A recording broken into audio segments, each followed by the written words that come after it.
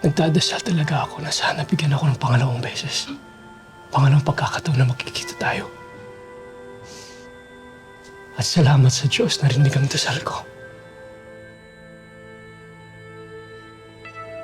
Paeng, nung nakarecover ako sa trauma ng pagkamatay ni Ama at ni Papa,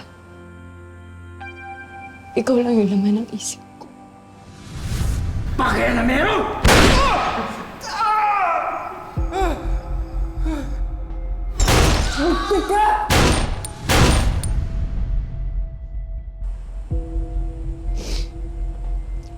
Tawarin mo ako, hindi kita napagtangkol.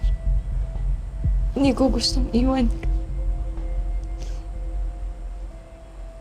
Naintindihan ko ang mama mo. Naintindihan ko sila. At pasensya na talaga wala ako dun para makatulong sa'yo. At dumaan ka sa mga bangungot na yan dahil wala ako sa tabi mo. Mahal, wala kang kasalanan.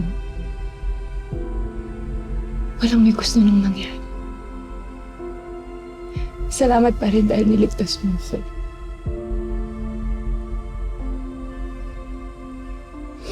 At salamat bumalik ka. Salamat. At hindi na ako lalayo sa piling mo. Tumakas lang ako kay La Mama. Gusto nila ako ipakasal dun sa anak ng business partner nila. Ayoko pa, ikaw lang yung gusto kong makasama. Ikaw lang yung gusto kong makasama habang buhay. Naintindihan ko. Sabihin mo lang kung anong kailangan ko gawin para makatulong sa'yo. Sabihin mo lang. Gusto ko magpakasal na tayo.